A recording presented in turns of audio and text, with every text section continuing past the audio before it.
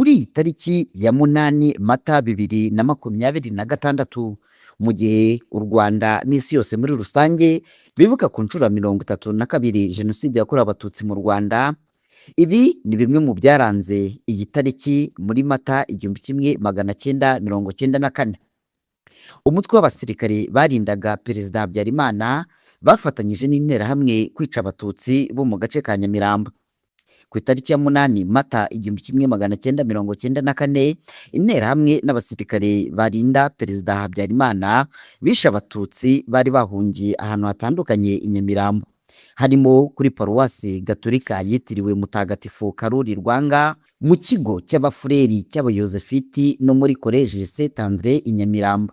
Uyu munsi kandi ni nabwo interahamwe zatangiye kwica Abatutsi bari bahungiye kuri paruwasi. Uyu munsi kandi ni nabwo interahamwe zatangiye kwica Abatutsi bari bahungiye kuri paruwasi gatolika ya Ruhuha mu karere ka Bugesera.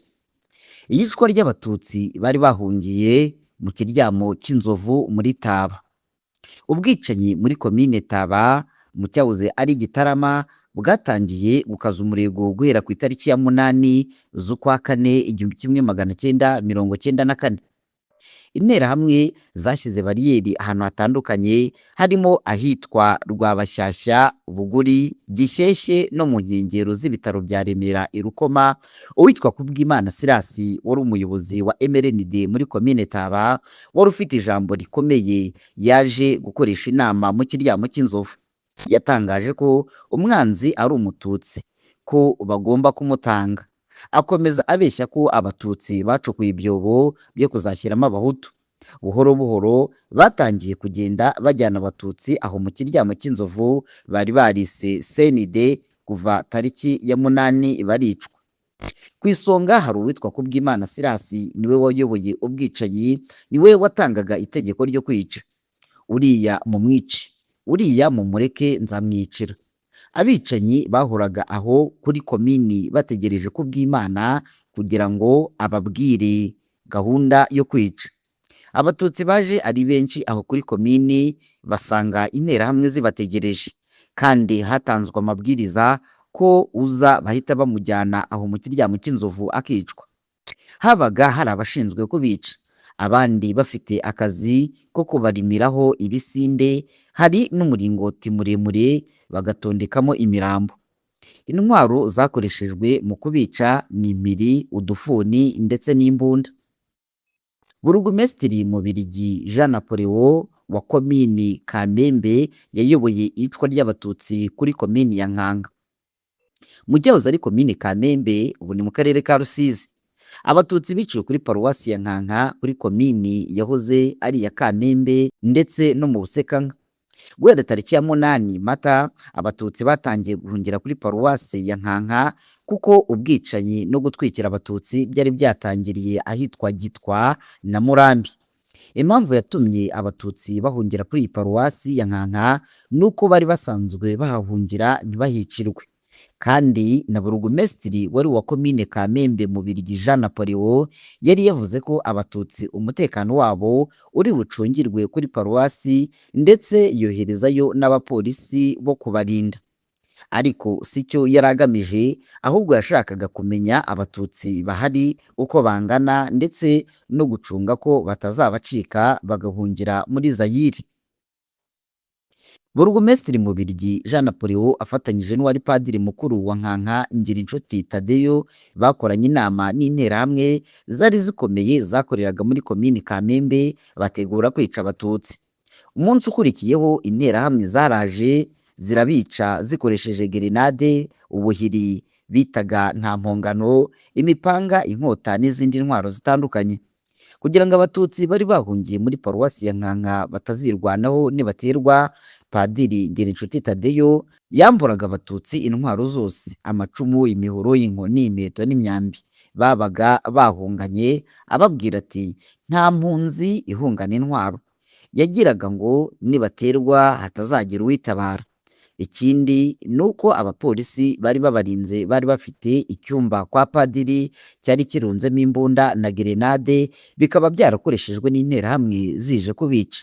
Kuri komini ya Kamembe hiciwe abatutsi 60 bari bahahungiye.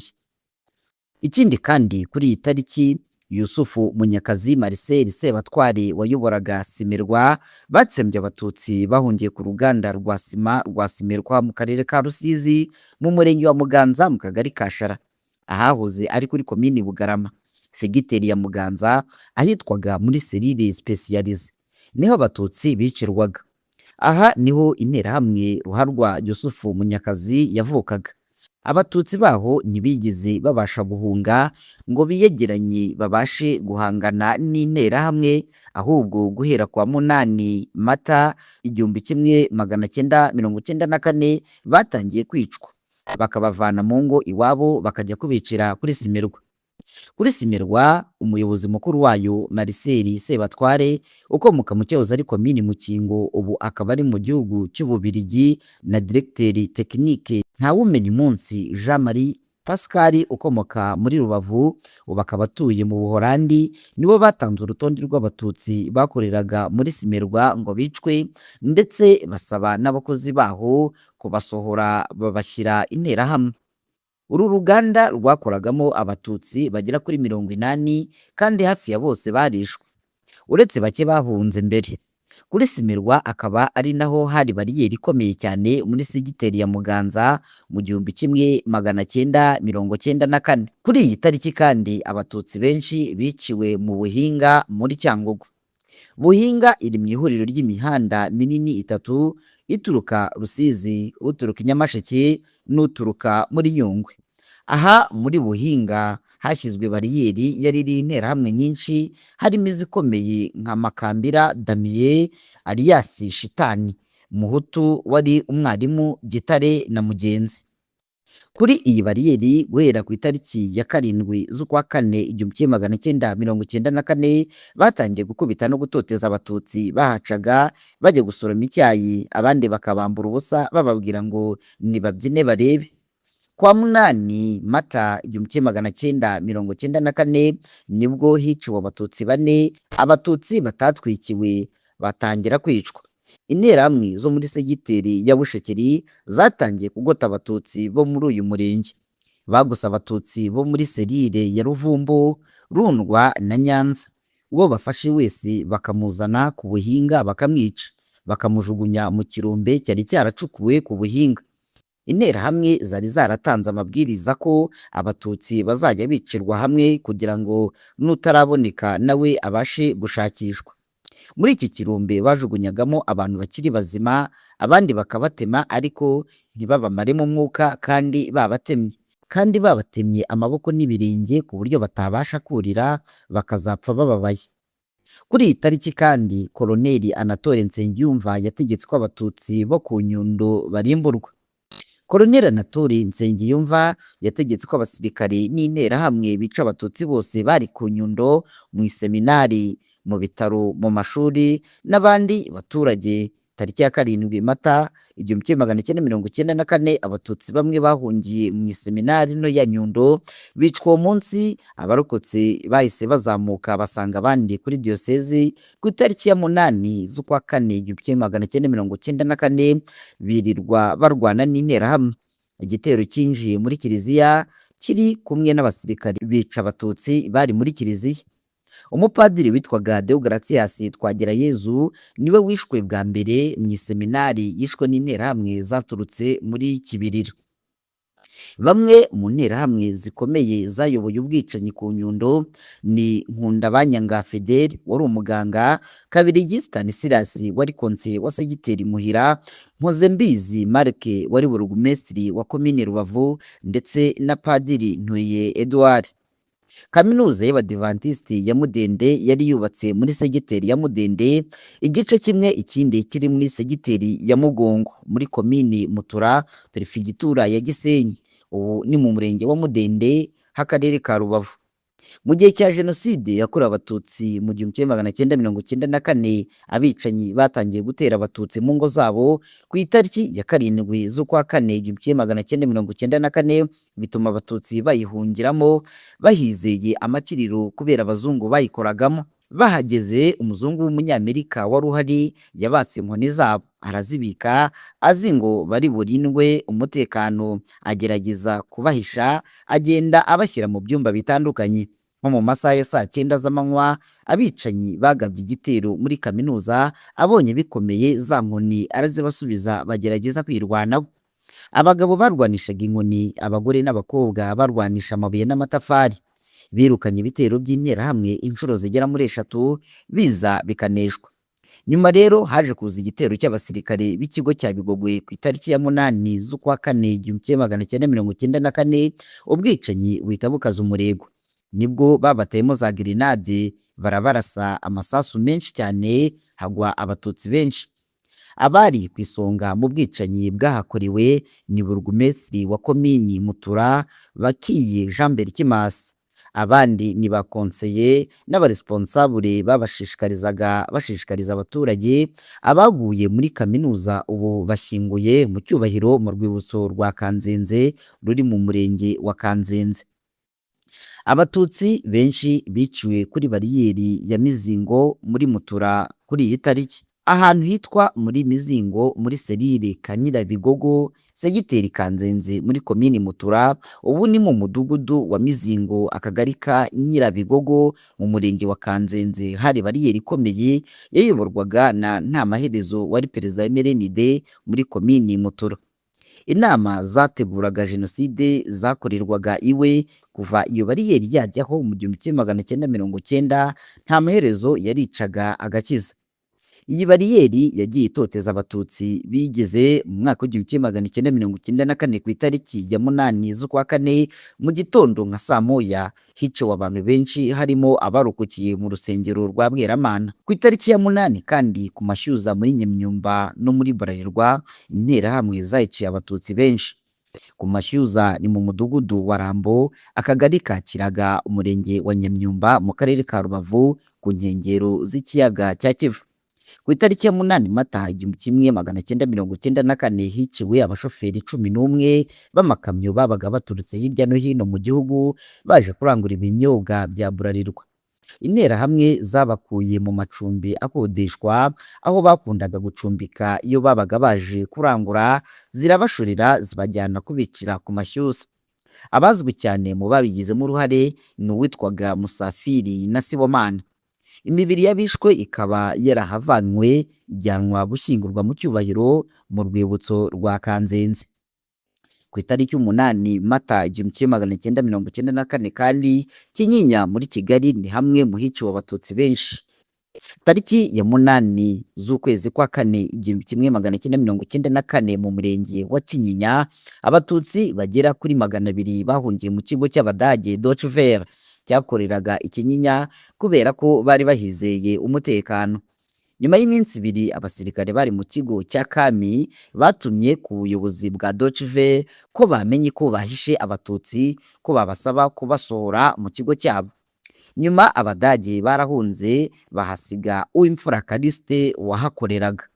Uwo munsi abonye ko bamaze kurira indege, yahise ahuruza izindi nterahamwe zari Kinyinya ngo zize zimufashe kwica abatutsi bari buzuye muri icyo kigo.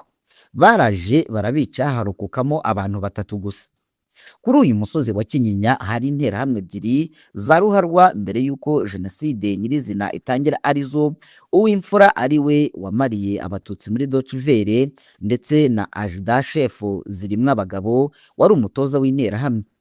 Zirimwabagabo yajyaga ku kabari akagura inzoga akabanza akayisomyaho imbwa ye, yarangiza agaha umututsi. Iyo yabyangaga baramukubitaga bakamumena imbavu. Abandi bishe abatutsi cyane Ikinyinya n'abapolisi ba komine.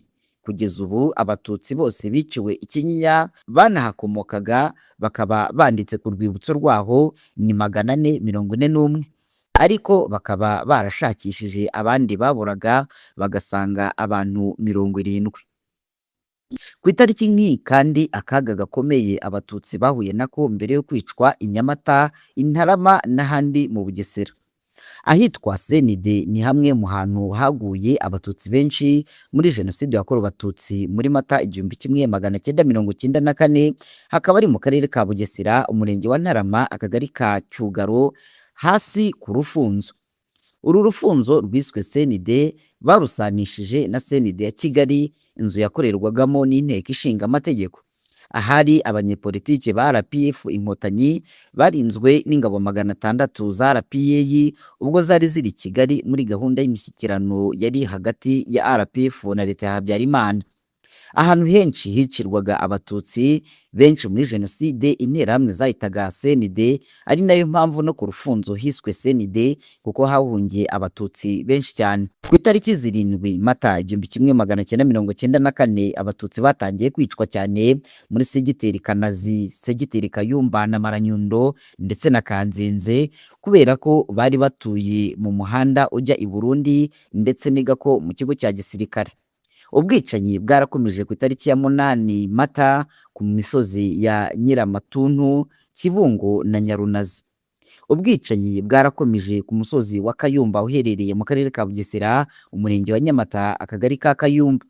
Kuva ku itariki 7 abatutsi b'i Kayumba bagerageje kwirwanaho ndetse bigera no ku itariki 8 ubwo interahamwe zavugaga ngo noneho muratonesheje reka tugende. Interahamwe zagiye zivuga ko zitazagaruka, ariko byari amayeri yo kugira ngo hatagira uhunga akaba yabacika. Nyuma nibwo interahamwe zazanye n'abasirikare bari bavuye mu kigo cya Gako, baza bafite intwaro zikomeye zirimo imbunda. Ubwo nibwo bishe abatutsi benshi bakoresheje imbunda ndetse n'izindi ntwaro gakondo. Kuri uyu musozi wa Kayumba waguyeho abatutsi batagira ingano, kubera ko hari n'abandi batutsi bari bahahungiye bavuye mu duce dutandukanye, bibwiraga ko bashobora kuharokokera, ariko siko byagenze, ahubwo bose barishwe. Ahandi hakorewe ubwicanyi bukomeye ni ahitwa Rebero, iherereye mu karere ka Bugesera, umurenge wa Mayange. Ubwo jenoside yatangiraga gushyirwa mu bikorwa, abatutsi bari batuye i Rebero, i Mayange, i Kibenga n'abandi bake ba Nyamata, abo muri byo bahungiye kuri uyu musozi wa Rebero, kuko bibwiraga ko nibahungira bari bufatanye n'abatutsi kwirwanaho. Kuwa 8 Mata 1994 ku musozi wa Rebero hari hamaze kugira abatutsi batari bake maze bishyira hamwe. Uwo munsi haje igitero gikomeye, ariko cyasanze abatutsi bari bari ku Rebero bihagazeho barwanya icyo gitero gisubira inyuma. Icyo gitero kimaze gutsindirwa mu musozi wa Rebero, cyahise kijya gutera abatutsi bari bahungiye kuri santarare ya Gitwe. Aho kuri santarare ya Gitwe hari hahungiye abatutsi benshi, bituma hajyayo igitero cy'interahamwe. Ubwo abagabo bari bahungiye ku Rebero bahise bavuga ko bagiye kujya gutabara abatutsi ba Gitwe. Ubwo abagabo b'abatutsi baragiye barwana n'interahamwe, barangije bazana n'abatutsi bari bahungiye Gitwe. Ubwo ku Rebero hahise haza abatutsi benshi cyane, bituma noneho abahutu babatinya cyane. Nyuma baje kwicwa bose bishwe n'abasirikare. Ku itariki ya 8 Mata 1994 saa 4 abatutsi batangiye kwicwa. Guhera muri Kanzenze, abari bayoboye ubwicanyi ni Burugumesitiri Gatanazi, interahamwe zirimo uwitwaga Gashirankwanzi waguye muri gereza ya Bugesera.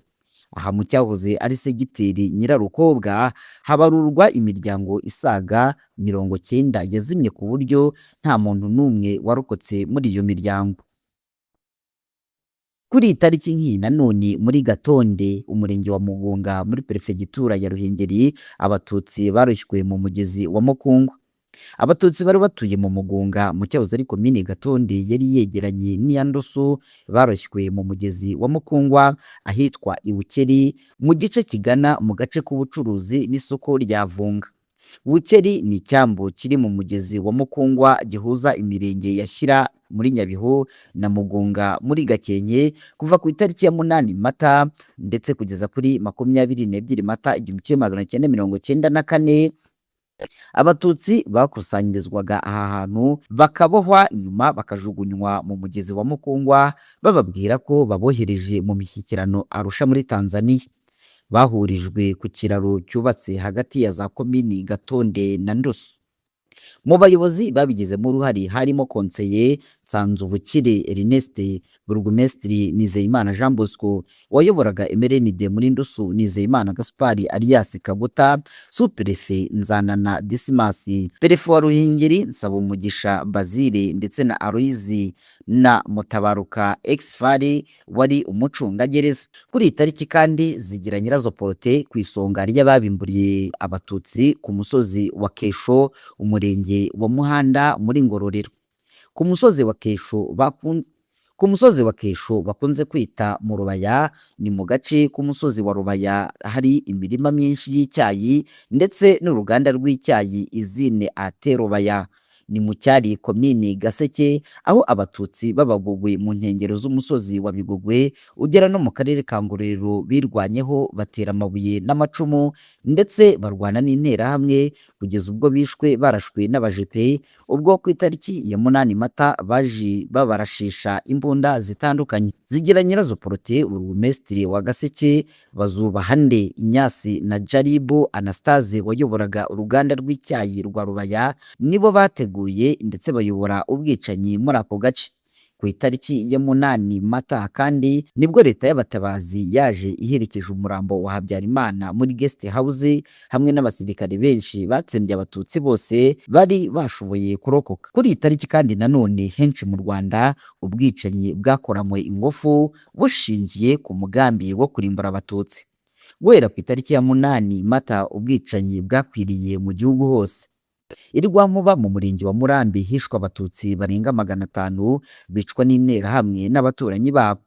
Igitero cyari kiyobowe na Konseye Bizimungu Jean warundanyije abatutsi bose hamwe barabatwika. Muri Kiziguro ku Rukungu, ubu ni mu kagari ka Ndatemwa umurenge wa Kiziguro. Mu masaha 2 gusa abatutsi hafi ya bose bari bahatuye bari bamaze kubica. Bishwe n'interahamwe zo mu Bishenyi na Rukungu zari ziyobowe na Gakwerere Aloyizi na Muganga Manase n'abandi bo mu Rugarama, n'izindi zari zoherejwe na Byansi Valens ndetse n'impunzi za Bidudu. Uyu munsi kandi hishwe abatutsi ahitwa Mukaje mu kagari ka Rwimitereri umurenge wa Murambi no muri santere ya Rugwiro, ahakusanyirizwaga abatutsi babashuka ngo niho babarindira, nyamara ari uburyo bwo kugira ngo babicire hamwe. Ubwicanyi bwateguwe na Gatete Jean Baptiste afatanyije n'uwari konseye witwa Nkubana Jerome. Hishwe kandi abatutsi muri Orphelina mu kagari ka Gakenke umurenge wa Kiramuruzi. Abatutsi benshi bari bahungiye muri iyi Orphelina bazi ko bari buhakirire, ariko siko byagenze kuko baje kuhabicira abandi babajyana kubicira muri kiliziya ya Kiziguro. Abagize uruhare muri ubu bwicanyi harimo Gatete Jean Baptiste wazengurukaga n'imodoka ashishikariza abahutu kwica abatutsi, Munyabuhoro Pierre Karaveri wari konseye hamwe n'izindi nterahamwe zamugendaga iruhande zari ziyobowe n'abapolisi Rusagara na Deo Niyonzima. Tariki ya 8 Mata kandi hishwe abatutsi bari bahungiye mu ruganda rw'icyayi rwa Mata mu karere ka Nyaruguru. Hishwe kandi abatutsi bari bahungiye ku musozi wa Nyawera mu murenge wa Mwiri akarere ka Kayonza. Uwo munsi hishwe abatutsi bagera ku 5,000 bari bahungiye mu rusengero rw'Abadiventiste rwa Cyambara mu murenge wa Bigogwe muri perefegitura ya Gisenyi, hamwe n'abatutsi bari bahungiye mu bitaro bya Shyira muri perefegitura ya Ruhengeri. Ubu ngubu ni mu karere ka Nyabihu. Uyu munsi kandi nibwo hatangiye ubwicanyi bwibasiye abatutsi bwatangiye muri komine Rutsiro muri perefegitura ya Kibuye. Ku itariki ya 8 Mata 1994 kurimbura abatutsi byarakomeje henshi mu gihugu, hakicwa umututsi wese hatitawe ku myaka afite, abana, abakecuru n'abasaza. Abakuru bose barishwe kandi bicwa nabi. Jenoside yakorewe abatutsi mu Rwanda yarateguwe, ari nabyo byihutishije ubwicanyi mu gihe gito, hicwa benshi kandi bicwa henshi. Mu gihe twibuka ku nshuro ya 32 abatutsi bazize Jenoside yabakorewe mu Rwanda, twibuke twiyubaka. Iyi ni Mama w'u Rwagasabo.